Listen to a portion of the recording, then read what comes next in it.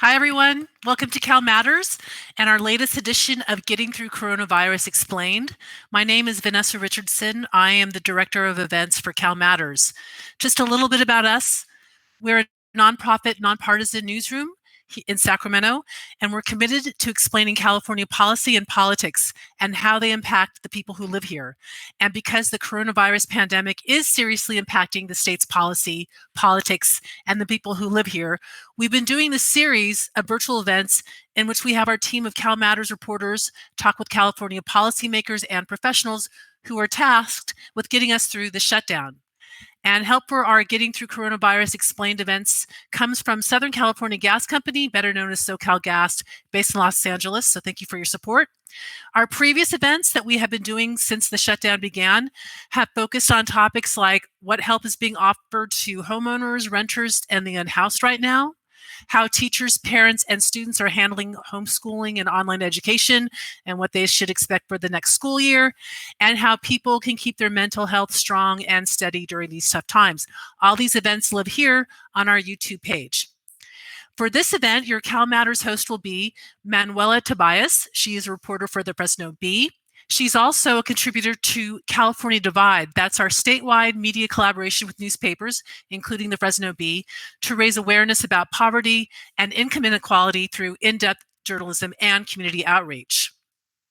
Earlier this month, Manuela wrote a very good and a very sad story about how farmers in the San Joaquin Valley were leaving crops to rot in their fields. Dairy farmers were forced to dump thousands of gallons of milk down the drain. Yet at the same time and in the same area, food banks were turning away the growing number of families coming to them for food because there just wasn't enough food to give them. So we're going to talk today about the state's food supply chain, where it's breaking down, what the government and the private sector are doing to address that, and how you can help out as well. Joining this discussion with Manuela are three people who are literally in the field and getting close up the full impact of how the pandemic and state shutdown is affecting farmers, businesses, food banks, and the people who rely on all of them.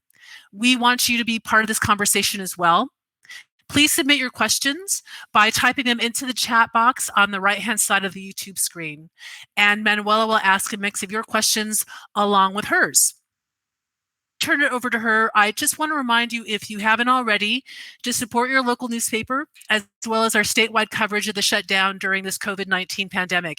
If you're a Central Valley resident or you want to keep an eye on issues happening there, subscribe or renew your subscription to the Fresno Bee. That's one of our key California Divide collaborators, as I mentioned.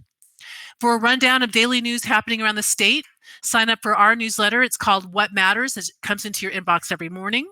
To keep track of our video explainers, our documentaries, the virtual events we're doing like this one, subscribe to our YouTube channel and our podcast hub at SoundCloud, and consider becoming a CalMatters member or donor to help us keep doing our nonprofit, nonpartisan journalism on these significant times and the issues that you do. That is on our website at calmatters.org. And with that, I'm going to pass the mic to Manuela.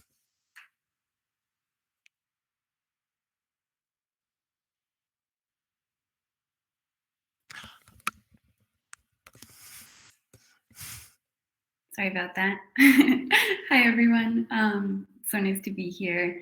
Agriculture and the food industry have always been a critical part of our infrastructure, but it's facing some real issues right now as most restaurants shutter and exports remain fairly dry, leaving roughly half of our ag products with nowhere to go. This week has brought some pretty concerning news. Nearly 900 Tyson food plant workers have tested positive for coronavirus, and a handful of employees at a Hanford meatpacking plant joined the growing list. Animals with no place to go are being euthanized in some places, and for weeks, growers across California have been forced to leave some of their crops to rot. Food insecurity is also up, with food banks seeing almost double their normal demand. Luckily, we're joined by some amazing experts who have been helping me understand this issue for weeks. Thank you guys for being here. The first issue I want to address is how huge of a shift the coronavirus has been for the ag industry. About half of our crops normally go to the food service industry, like restaurants, schools, the corporate sector, while the other half go to grocery stores. But that first sector has all but shut down. Anya, do you want to start by explaining why it's been so hard for ag to adjust to that and what kind of losses dairy in particular has been experiencing? Well, in summary, the distribution of our products has been the biggest challenge. The supply has not been a problem throughout California or the United States, but the distribution of our products, for example, we would typically ship to restaurant sectors a 5-gallon tub of sour cream that's not usable in the retail grocery sector. And so figuring out how to overcome those distribution challenges was the first 3 weeks of this crisis. I suggest, at least on the dairy side, we've largely overcome that. But that's why you started to see the crisis spill over a few weeks ago and is now happening as the produce sector comes on in full, beautiful California weather time. But we're starting to see a few lesser pieces of the distribution challenge falling apart. There have been a lot of things that we've had to change in terms of those larger tubs and larger block cuts of cheese. But by and far, we've done that. And now it's an issue of what the future looks like. Shannon, what has that split between the food service and retail look like for growers? Are certain farms or certain products hit harder?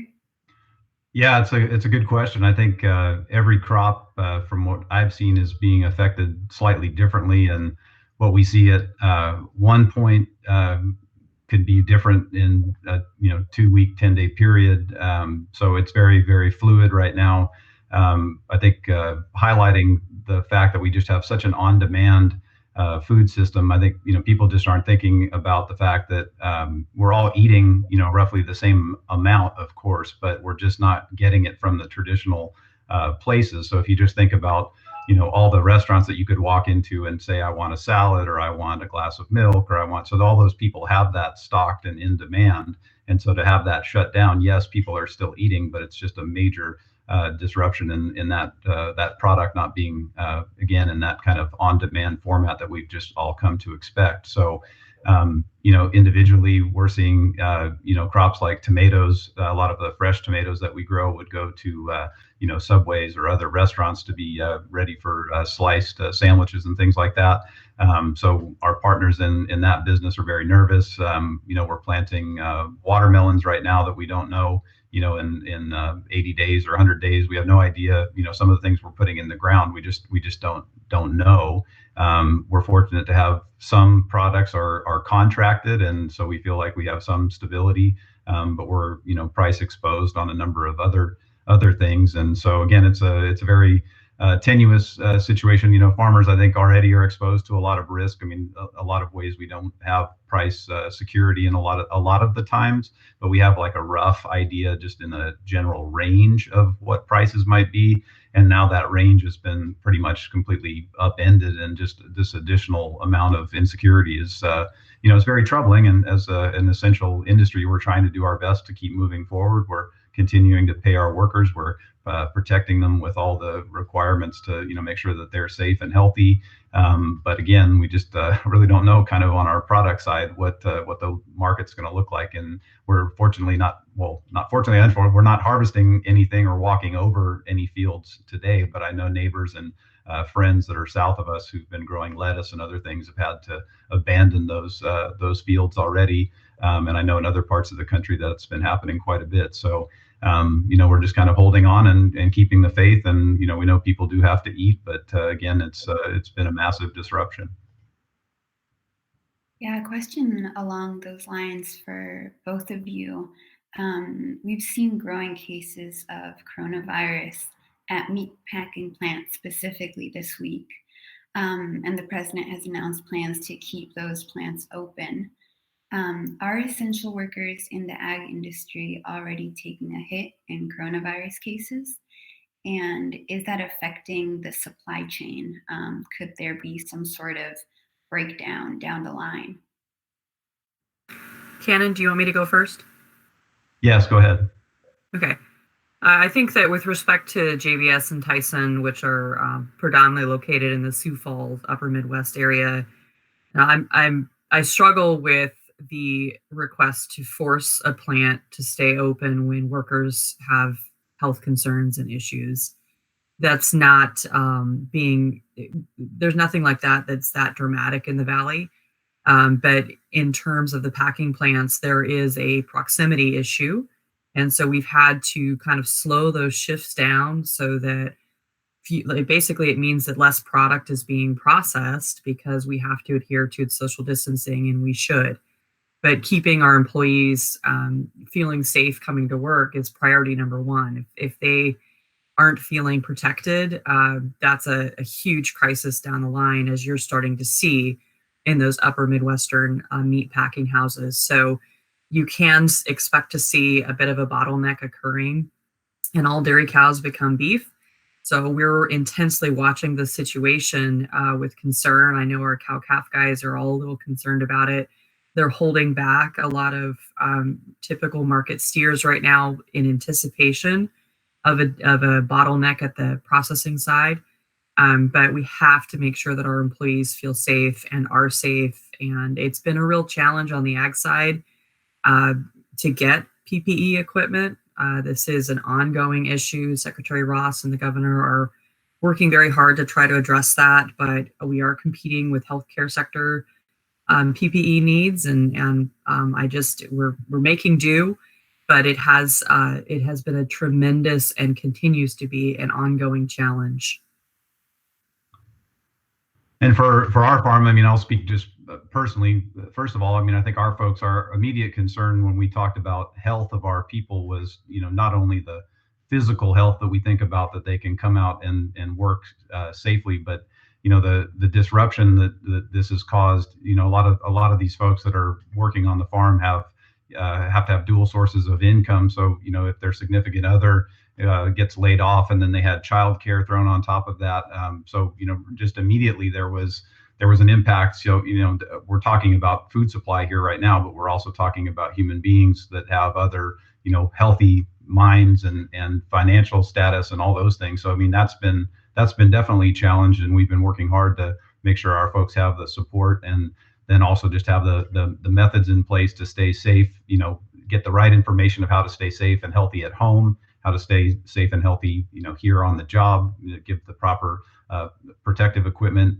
We were fortunate to our shop folks were able to secure masks, and then also just come up with ways to spray down the tractors in between shifts, and obviously telling people about the appropriate social distancing, shutting down our break room in our shop so people wouldn't be able to congregate, but still allowing the larger shop to shelter people in the morning from being cold or whatever, and provide coffee and those types of things like we've done. So farming is a business that's based on a lot of communication, because we have to talk through everything that happens in the operations, and often in the field there's people need to be able to communicate. So it's a real challenge for us operationally. We have been fortunate, and I know a lot of our neighbors, everybody's been very proactive, wanting to protect the workers and maintain our workforce. I see sometimes there's been a little bit of a narrative that doesn't make sense to me, where it would seem that I know there's issues where farm workers maybe haven't had everything that they've needed, but from a farmer myself, I mean, our workforce is one of the most essential aspects of what we do. We can't function without healthy human beings. And again, I go back to that health being defined as that full picture of health, which is all those aspects. And so our people are just these absolutely essential as soil and water and all the things that it takes to do this, what we do. So we've made just a dedicated effort to make sure our folks are protected and safe, and that we can continue to function. And we're very fortunate that we haven't had any incidents, and that everybody has stayed safe. Some people have self-quarantined. People that can work from home. Some of our office staff are working from home. So we've made every available option. But the truth is, farming is got to have people on the ground, and got to have people out here and making these decisions. And so we're working hard and moving forward, and we hope to be able to continue to do so. Just a quick follow-up, Anya, for you.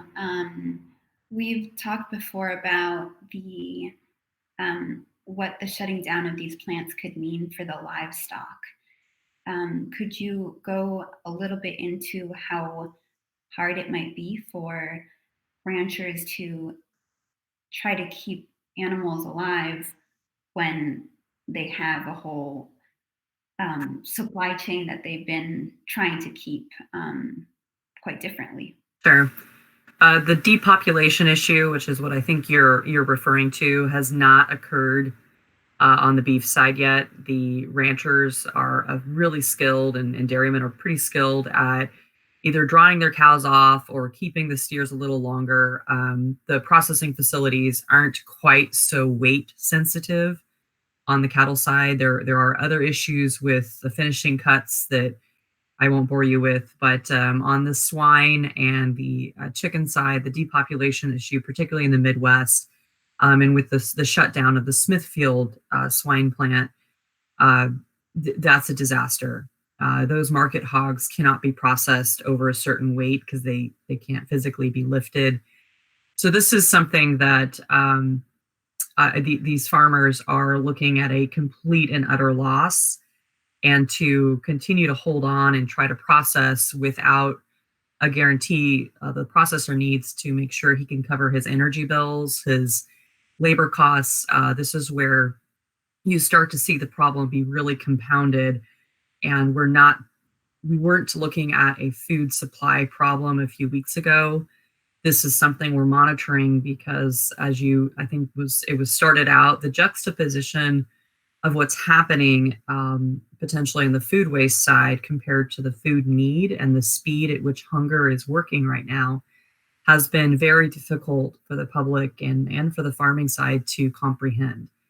The processing needs, particularly of dairy products, of the meat products you mentioned, Manuela, that's an intense process. There are a number of permitting compliance areas that we have to follow. These are non-negotiables in order to deliver the safety promise to our consumers. The FDA requires a lot of hoops that we have to go through, and so those steps cannot be compromised if we're going to give product to the public, either to donation banks or if we're going to make sure they're safe for grocery retail. All of those things have to be complied with. So we are looking at a real challenge on the meat side here in the next few weeks. Jacqueline, let's talk a little bit about the need. Unemployment claims have soared, with more than 1 in 6 American workers filing for unemployment. And the Central Valley has historically seen some of the worst numbers of food insecurity in the country, even though we are the breadbasket of America. What has the coronavirus meant for food banks, and what are some of the biggest challenges you guys are facing? So, on top of seeing a lot more people come to our distributions to utilize our services, we're seeing an increase of about 60%. And those numbers are a little old. That's probably from about 2 weeks ago. So we really don't know what it is, let's say this week.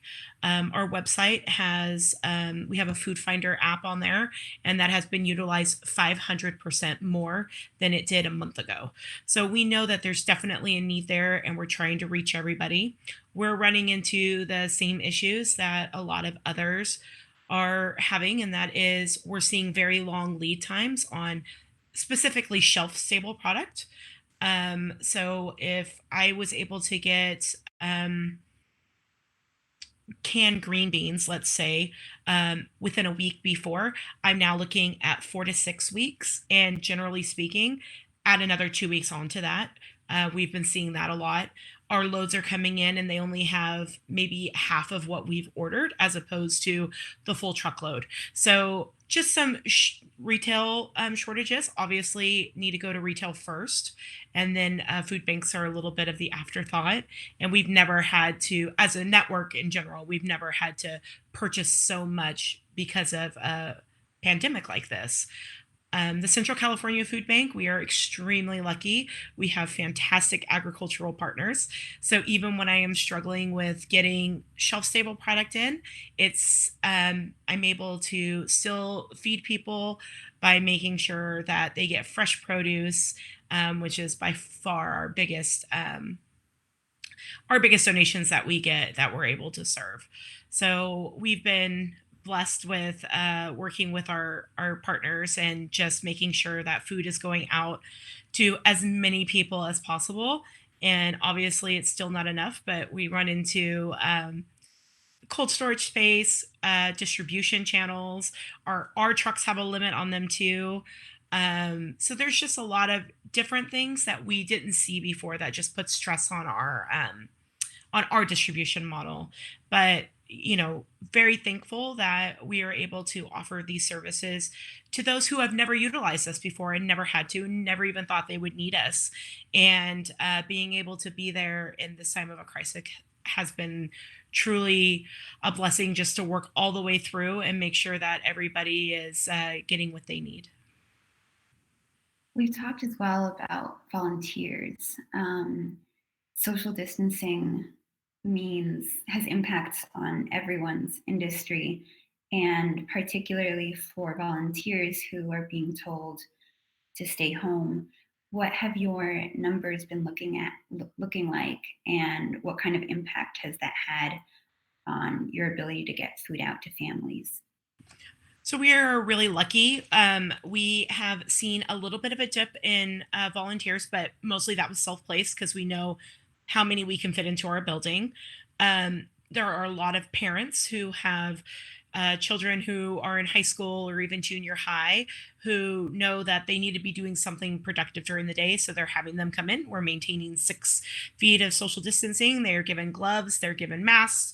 We make sure to clean everything down when groups change in and out. So that part hasn't slowed us down, just the number of people we can bring in. So if we used to be able to bring in 150, we're now bringing in 75. So it just makes a very big difference on that and trying to complete projects. Luckily, everybody who's coming in is really stepping up and meeting the demand that we need as far as getting boxes made and just really hustling through it.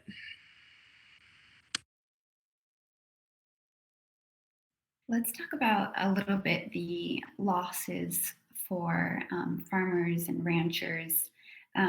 There were some pretty big announcements made this week in terms of funding. The federal government announced a $19 billion injection into the ag industry, and applications for that were due today. And that sounds huge, but in talking to several growers and industry experts, I've heard it's not as big as it may sound. Farmers will be able to qualify for a maximum of $125,000 per commodity or $250,000 per farm in total. And that's barely enough to keep some smaller farms afloat, let alone those that have seen millions in losses. The lion's share of this will be going to the livestock industry. Anya, what do you think about this federal aid? Will it be enough to keep ranchers and dairy farmers afloat? I don't want to sound like a whiny, looking a gift horse in the mouth. The federal aid package, if you can try to imagine every single commodity farmer and every single specialty crop farmer all competing for pennies on the dollars lost at the same time. This is so unprecedented to have a disaster in the ethanol sector, a disaster in the swine sector, a disaster in the beef sector, a disaster with the row crop and specialty crop. I mean, usually you get 1 or 2 disaster areas at a time. It is not going to cover anything close to what we're gonna lose in our markets. As Cannon pointed out, we have to expend cash up front to run our operations, to pay for our labor. We often don't get paid for many months following that. And so in addition, on the dairy side, we're commoditized where there are futures on the Chicago Mercantile Exchange that we're traded on. And so the dairy industry has yet to see what will certainly be some of the lowest market prices ever in the history of dairy in the next 8 weeks. So we're just now starting to get our milk checks for April.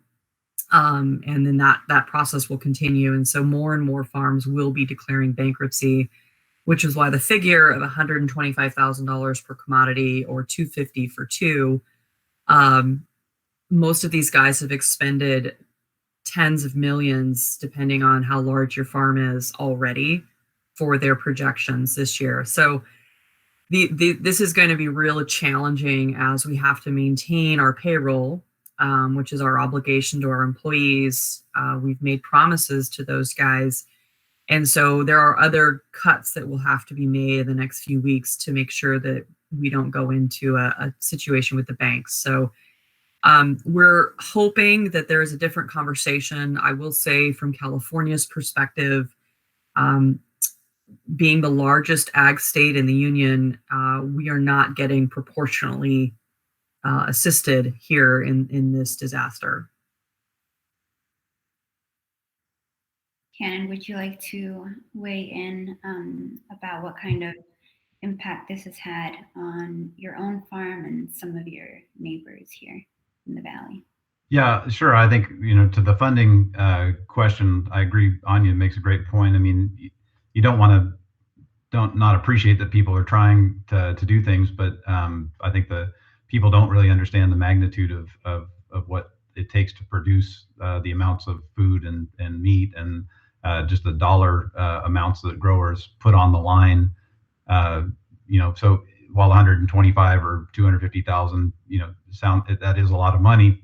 Potentially, it doesn't offset just the vast cost. So, as hard as this is, I hope people can maybe use it as a chance to understand that the farmers who are producing the large amounts of food are putting a lot on the line to get it done, and margins are often very tight. And so I think people would be surprised to know that $250,000 doesn't go very far on a farm.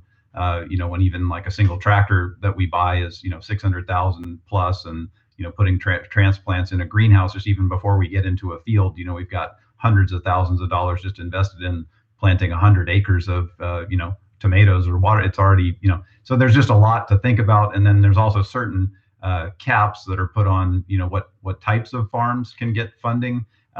So again, it's great to support all different kinds of farms. I think that's what makes agriculture such a unique industry, is that you have very different sizes and different crop mixes and all those types of things. But again, you have to recognize that when you're trying to give funding to folks, it's difficult if you're trying to cover all those needs. It makes it hard. So anyway, I just think again, it's appreciated that people are looking at the situation, but the dollar amounts I've seen, even for trying to extract food from fields, again, harvest is a very labor intensive and costly exercise.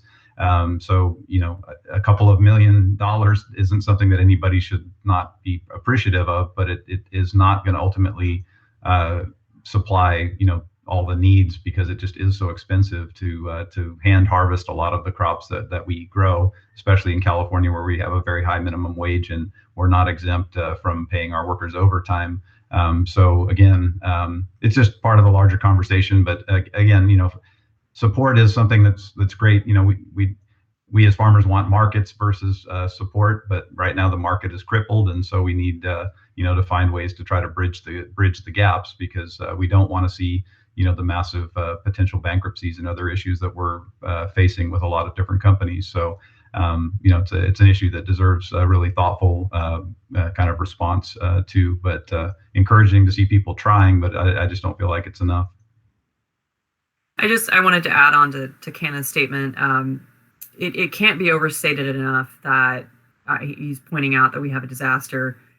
The buying power of the consumer being restored as soon as possible, putting that power back into the consumer, is really where you'll start to see recovery, because there is not enough money in the world right now to fix this crippling loss of our markets. And so I'm really hopeful that, I know people are making really hard decisions at higher levels of government, but the real answer is to is to think about the long-term markets being reopened, because I think Ken and we're not looking forward to telling our colleagues that they're ever going to be made whole as a result of what the federal government, there's just not enough money with, as Jacqueline pointed out, the need is becoming so apparent.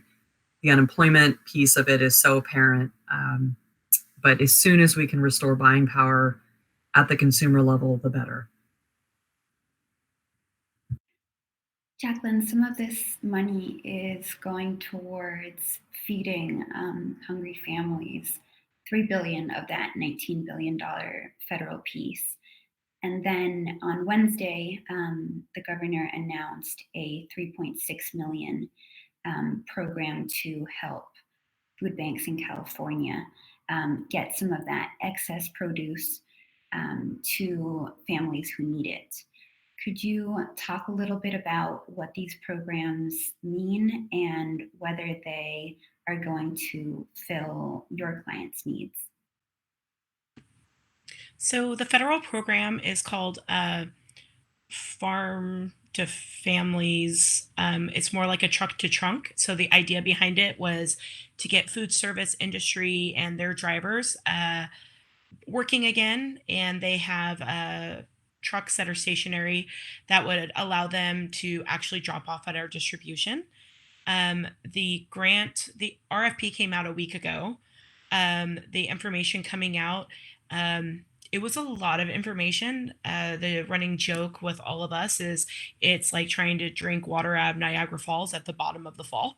So you're just constantly trying to figure out how to help your growers and those who are applying for this program to give them the best information they can. We don't even know who's going to win these. So keep in mind that that $3 billion is for the entire country.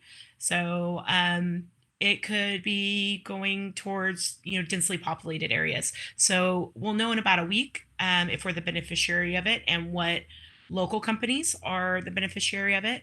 And really excited that they have that opportunity, but it's a little bit of an unknown too. So we'll have to see how it plays out. The state organization, so the California Association of Food Banks, is actually the one spearheading the money that's coming from the governor. So it's going to run through them. Not sure how that program's going to work as of yet, but it's always great to be able to offer money to farmers who they grow food for people to eat. They don't want to till it under. They want to make sure it's going to feed people. That was the intention behind it. And it's not to be put back into the ground or thrown away. So whatever we can do to make that easier, I'm excited to be a part of that.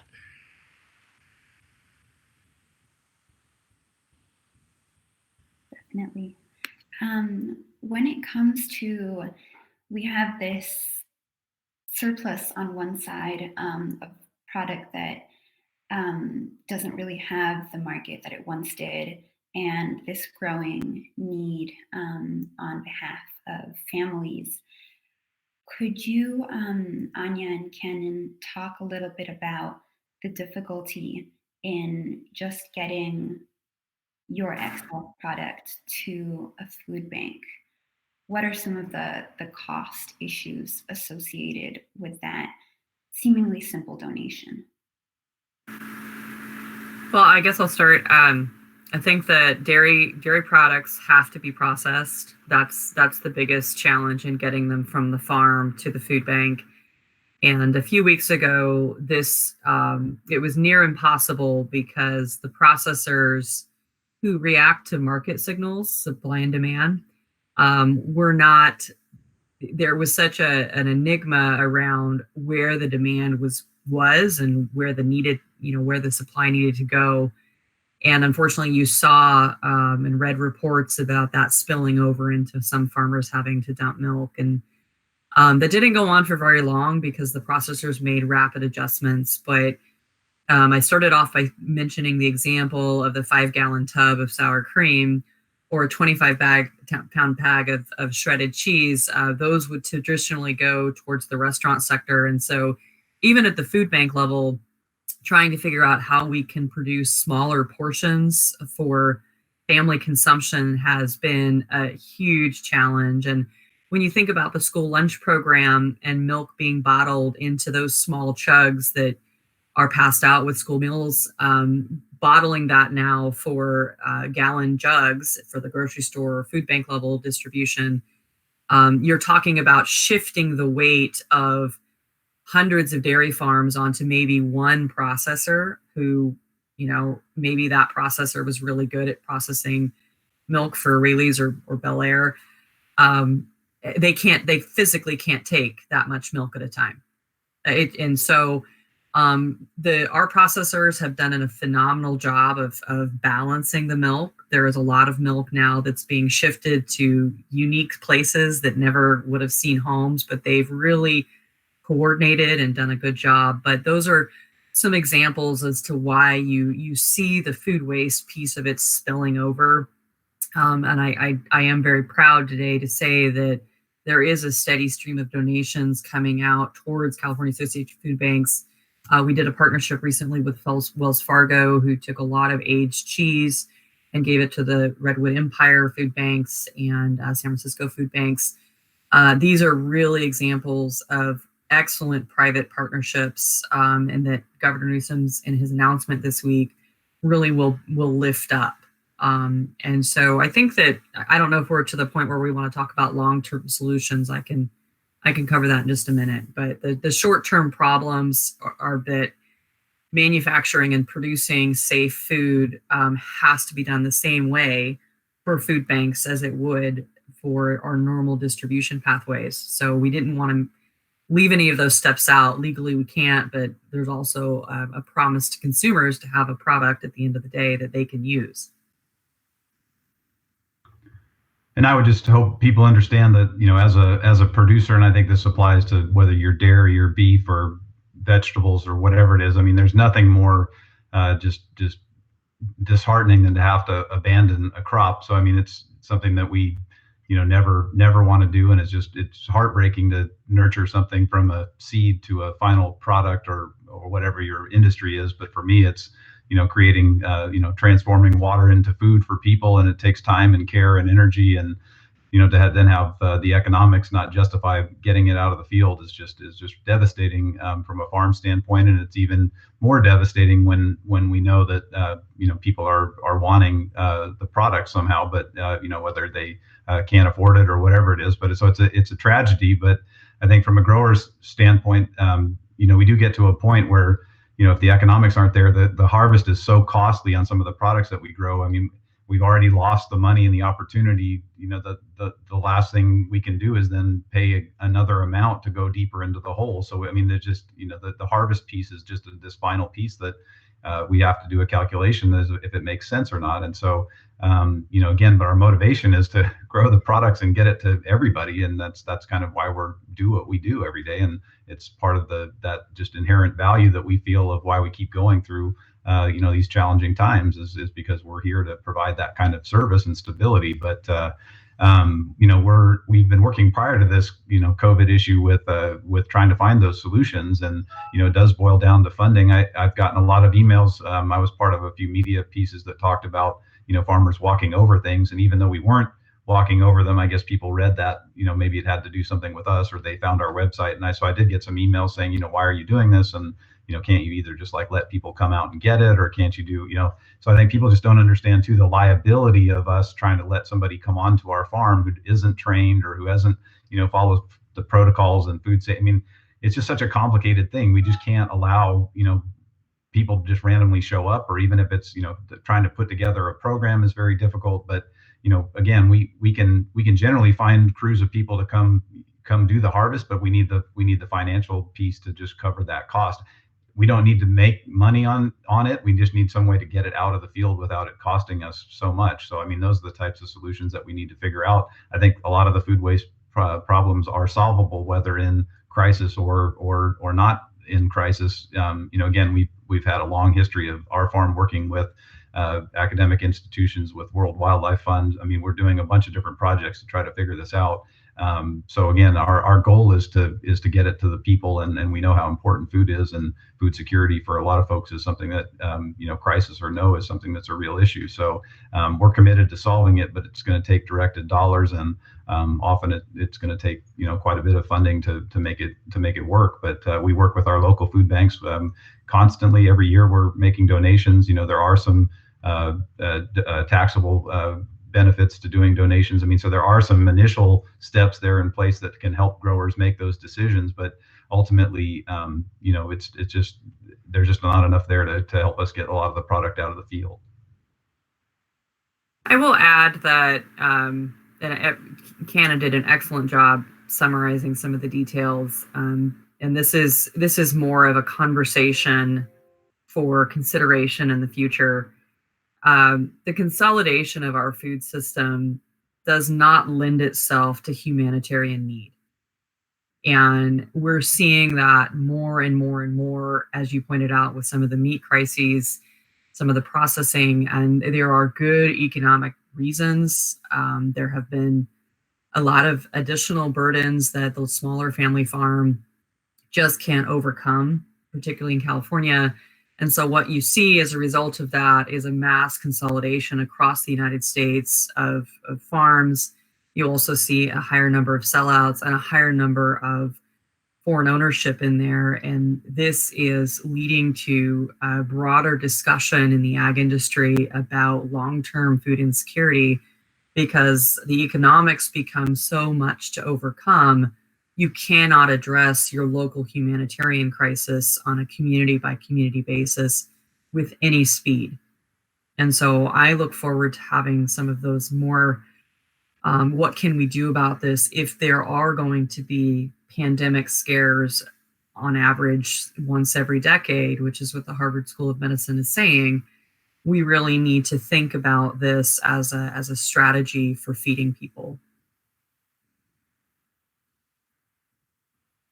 Talking about takeaways, what have been some of the lessons you've all learned during these 6 weeks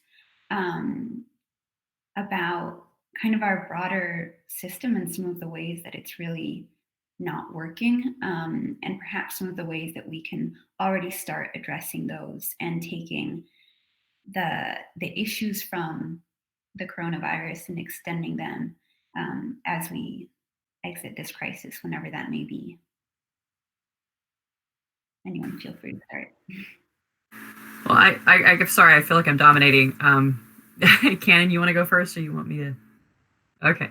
I've learned that I have got to work closer with the state and our food banks to allow our processors the runway to make food banks and local pantries a regular customer.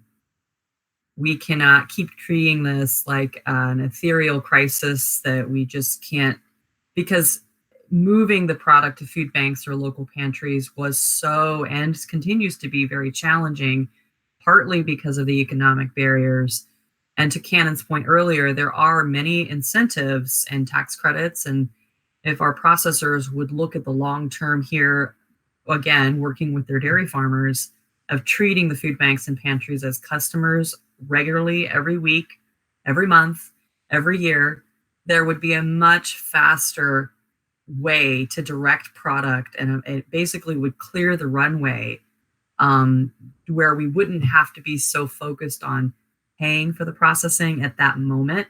We can really work closer with the state and perhaps even the federal government to compensate that when it's a much more regular throughput.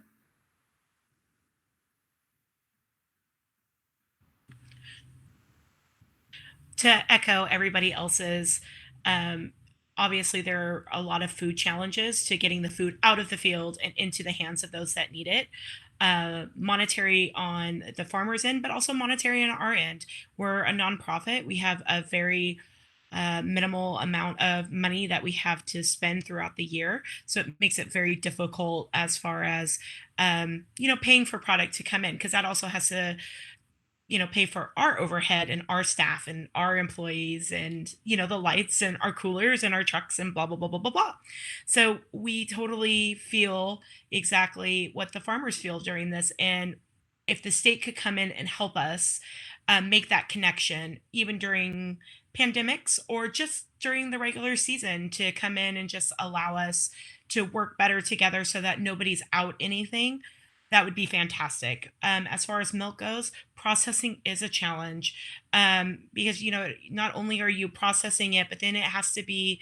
It's not like I can get a truck showing up at my food bank of a tanker of milk and be like, okay, everybody get some. We actually have to package it, and it has to meet USDA specs, and there's a lot more in the process. So just being able to have those discussions. So should this ever happen again, or should there be an issue in the market or any concerns, we already are ahead of it, would be fantastic. So I think this is a great way of explaining we have an oversupply, we have an abundance and demand, but we're still missing that middle piece. So let's focus on that middle piece and then go forward from there. So, as a food bank, we don't get a lot of donations of especially milk, and we know why. But moving forward, how do we fix that? And I think for me, we've really looked at trying to find some positives in all this and make some solutions. I think people going to expected places and not being able to get food, or seeing shelves not have certain things, I think it's changing the consciousness of folks. And I think there's going to be a new normal when we go back, and I think people are going back and starting just even to cook at home more and to do different behaviors. I think is a good thing in a lot of ways, to connect people to their food, to looking for quality ingredients. And so I guess I speak a little bit somewhat selfishly as a California farmer who labors under this really kind of unique regulatory regime that we have in our state, where we have very high standards for our workers and their health and safety and pay. We also have very high standards for the environment and kind of how to protect air quality, water quality, species, all these things. So I do feel, I've always felt last few years for sure is that I don't mind being regulated heavily, and I don't mind that the people vote that way, but I certainly hope when it comes time for our legislators and others to make some purchasing decisions, that they'll realize that we have quite a bounty here that's produced locally, and that produced with very high standards, and all of those are backed up with enforceable penalties, so that if we do something wrong, that we pay the consequence, which just frankly isn't true for other areas where we're bringing food in from. So again, my hope is that again, we're connecting to the important issues of where our food comes from. We're connecting to the ideas of scarcity, first, which is scary for ourselves, but there's people living day to day who deal with that scarcity, and how do we solve the problems and have good conversations about food. So I'm encouraged. I think there'll be positive changes that happen through all this, but we got to continue the dialogue and have them, I think, in a meaningful way. And try to not oversimplify, and the folks who just have the kind of just get the food out of the field and get it to the people is not a helpful or a constructive way to look at it. We've got to really kind of connect all the dots. And so you've got willing partners on the agricultural side. I mean, we're problem solvers. We may have to put stuff together with baling twine and duct tape, but we know how to do it, and we solve problems every day. So I think engaging with us in a productive way is positive, and I think there's a lot of groups out there that do want to help.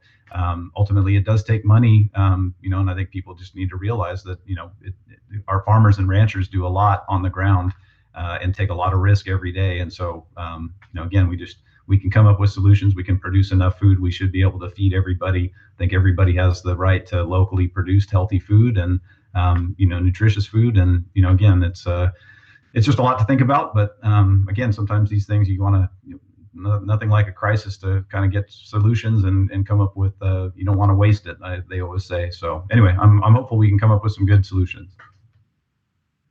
Yeah, and we've been actually getting questions from readers, which for some reason I wasn't able to see before.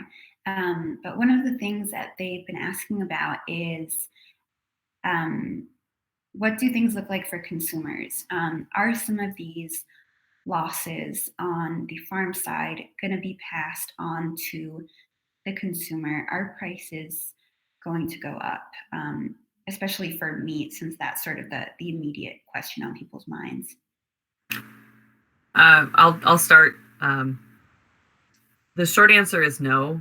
In agriculture, we have a saying. It's called being a price taker, not a price maker. On the dairy product side, we have a government set price. And in California, it's actually against California law to artificially price gouge shelf stable products. And there's a number of items on that list.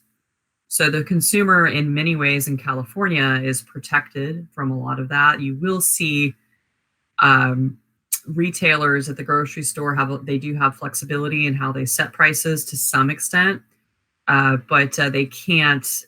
You're not going to see a huge dramatic increase in price despite what's happening on the farm level, which farmers have lots of things to say about that appropriately. Farmers, even in a good year where they're being paid well, consumers often don't see a lot of price fluctuation, at least on the meat and dairy side. Another question from a reader is that many workers are quite vulnerable. Farm workers, guest workers, and undocumented, and factory workers for meat are exposed and struggling. Where are their voices? And where is their spot at the table in making all of these decisions? I think it's an excellent question. I'm really glad to acknowledge it. They are vulnerable.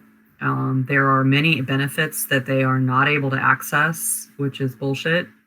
There are other avenues that I think most farmers would be really appreciative to talk about fixing that. Most of my dairymen have a meeting every single day where we discuss changes on the farm. If people are feeling a little bit more concerned about their daily routines, those are generally addressed. I think that their spot is it's next to me. It's next to Canon. My farmers don't see a difference between farmer and farm worker. They will not ask them to do a single job that they themselves wouldn't be ready to do or do on a regular daily basis.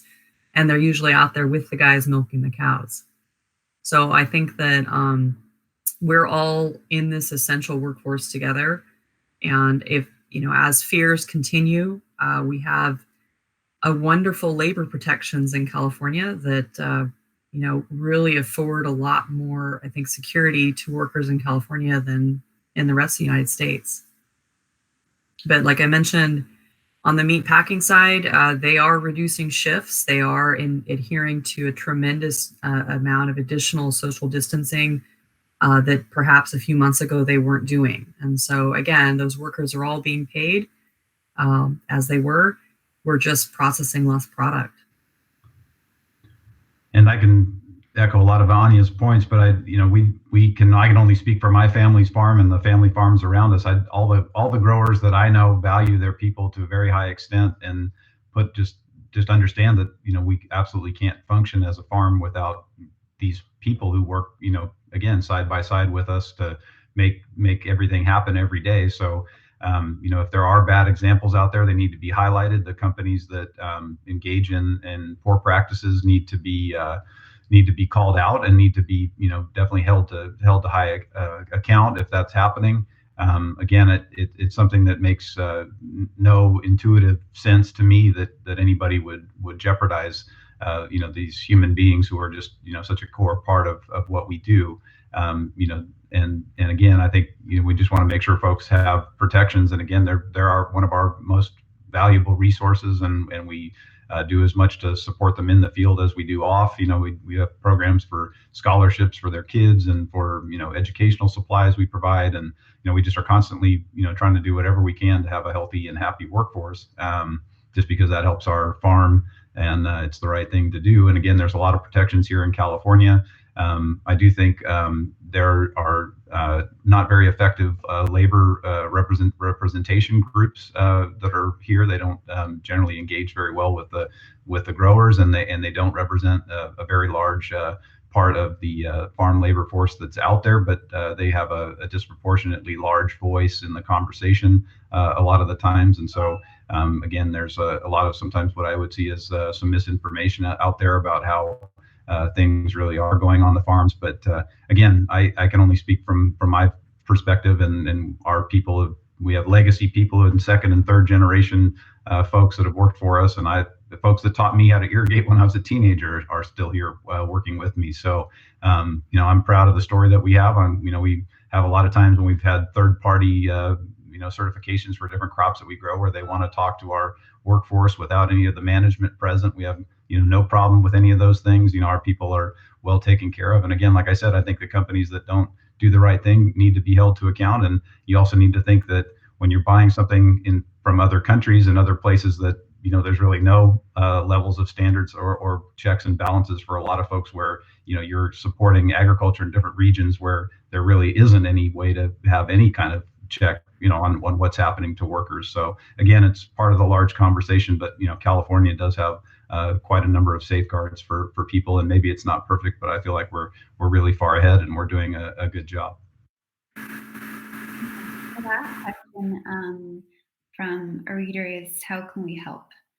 So I guess if each of you could address those people who aren't part of that in between the demand and supply, but want to do something from their home or however to support all of your work.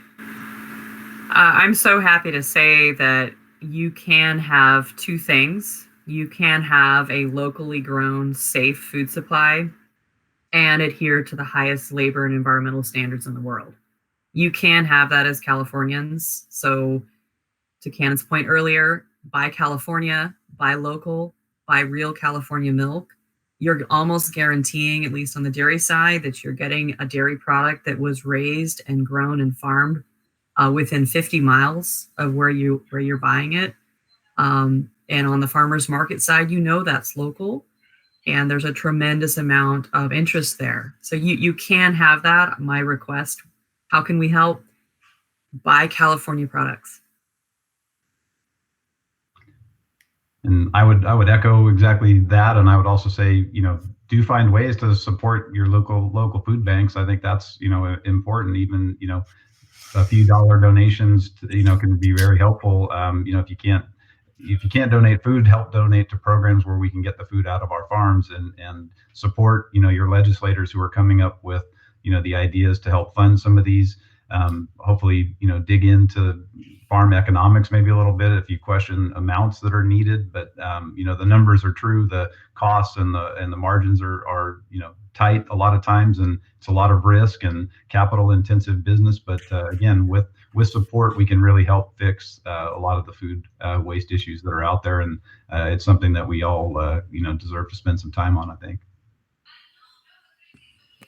So I'm going to echo what everybody said. Obviously, definitely buy local. Most of the fresh produce and agricultural products come directly from California. So by helping keep processors and growers in business, you're actually keeping our line shorter, and we have less people that we have to worry about that are going to go into our line. As far as helping the food bank directly, you can make volunteering. You can come volunteer. We are still taking volunteers right now, even with the stay in place. We're doing the mandatory 6 feet mask. We'll provide you with one if you don't bring one. And then also money. So micropayments are great. You can kind of set it up and they just kind of go every month. Big generous donations of money are also great too. Food is always wonderful. But just keep in mind that if you go to the store and buy canned products specifically, that as a food bank, I can buy it cheaper. So if you're paying $1 for a can of green beans, I can get those same green beans from the same processor for 25 cents because we're able to buy in bulk. So I can actually stretch your dollar more. So other than that, we have to get through this crisis as a family, and we're doing a really great job. Thank you guys so much for sharing all of your insight. I'll turn it back to you, Vanessa. Thank you, Manuela. And I also want to say thank you to Anya, Cannon, and Jacqueline for joining us today and for all the work that you're doing on getting food to all of us. Thanks also to the Fresno Bee and to our sponsor, SoCalGas, for its support of this discussion and more of our upcoming Getting Through Coronavirus Explained events. If you missed any of this discussion, you can watch it again, as well as all our past events. They live here on the CalMatters YouTube channel. We also create audio podcasts of these conversations as well, and they're on our podcast hub, which is soundcloud.com/CalMatters. For all our coverage about the coronavirus pandemic and shutdown in California, you can subscribe to our newsletters. Those are available at calmatters.org/subscribe and also calmatters.org/coronavirus. And again, if you're able to support our nonprofit, nonpartisan journalism at this time, make a donation via our homepage, calmatters.org. Our next Coronavirus Explained event is set for next week. We're going to take a look at privacy rights during pandemic time. Contact tracing is a new phrase I've been learning about and reading more about, and you may have as well. And yes, there are apps for that, or soon will be. For example, Google and Apple already have a contagion tracking system in the works, which means we Californians are confronted with the same questions. How much data are we prepared to give away, especially when it comes to improving our public health system? Who will have access to the data? How will we use it? How will they use it? How much of our privacy are we willing to trade for a return to pre-pandemic times? So we'll send word shortly when we're going to have that discussion for next week. If you subscribe to our What Matters daily newsletter, you'll be the first to know. In the meantime, please stay strong, stay healthy, stay safe. Thank you again for joining us, and we will see you next time. Take care.